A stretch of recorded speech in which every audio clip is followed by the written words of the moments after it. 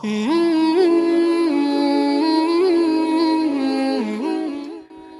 Assalamualaikum warahmatullahi wabarakatuh.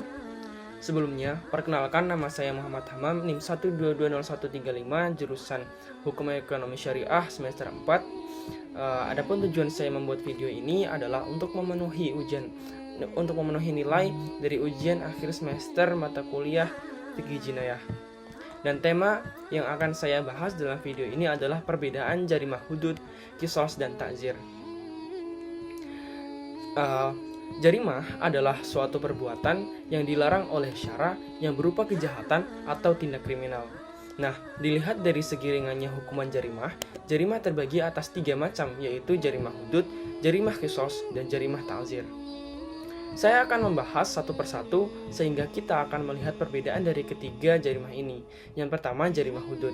Jarimah hudud adalah ketentuan-ketentuan berupa hukuman yang diberikan kepada orang-orang yang berbuat dosa. Hukuman hudud ini tidak mengenal batas minimal atau tidak dapat ditambahi ataupun dikurangi. Karena ini menyangkut hak Allah Subhanahu wa taala dan menyangkut hak masyarakat demi menjaga ketentraman dan kedamaian masyarakat. Mengenai tindakan jarimah ini, menurut Imam Syafi'i ada 7 yang wajib dihukum hudud. Di antaranya adalah yang pertama fitnah, kemudian ada khozaf atau orang yang menuduh zina, ada syirkah atau pencurian, ada orang peminum minuman keras, ada perampokan, murtad, dan pemberontakan.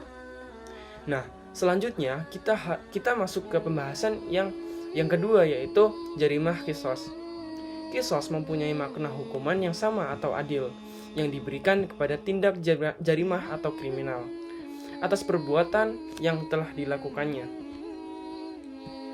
Qisas ini dominan kepada hak perorangan atau individu, sedangkan hak Allah di sini dapat kita lihat dalam hal-hal yang menyangkut mengganggu kepentingan masyarakat umum.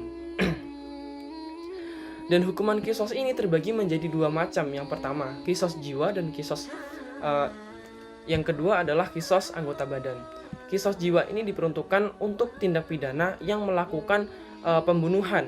Maka jiwa dibalas dengan jiwa, namun apabila yang membunuh mendapatkan kemaafan dari ahli waris, maka yang membunuh wajib membayar diat atau ganti rugi bersifat harta. Namun jika pihak ahli waris melepaskan atau merelakannya, maka yang membunuh terlepaskan kewajibannya untuk membayar diat. Dan yang selanjutnya adalah qisas anggota badan. Qisas anggota badan ini diperuntukkan untuk orang yang melukai anggota badan, menghilangkan anggota badan, dan menghilangkan kemanfaatan dari anggota badan seseorang.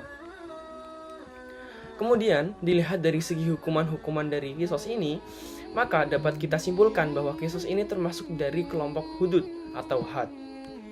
Baik, masuklah kita ke pembahasan yang selanjutnya, yaitu mengenai jarimah ta'zir. Jarimah ta'zir adalah hukuman atas perilaku atau tindakan jarimah atau kriminalitas yang tidak diatur secara pasti di dalam hudud atau had. Hukuman ini berbeda-beda sesuai dengan kasus dan pelakunya. Jarimah ta'zir jumlahnya sangat banyak sesuai dengan semua jarimah yang termasuk ke dalam jarimah qisas dan jarimah hudud. Syara hanya menentukan sebagian atau jarimah ta'zir untuk jarimah ta'zir ini. Seperti riba, suap menyuap, penggelapan titipan, memaki orang lain, dan lain sebagainya. Sedangkan sebagian jarimah ta'zir diserahkan kepada penguasa untuk menentukan hukuman yang diberikan kepada tindakan jarimah yang sesuai dengan kepentingan masyarakat dan tidak melanggar syara. Adapun macam-macam jarimah ta'zir, yaitu jarimah ta'zir yang berkaitan dengan pembunuhan, melukai, kejahatan terhadap kehormatan, berkenaan dengan harta, kemaslahatan individu atau perorangan, dan berkenaan dengan keamanan dan kestabilan pemerintah.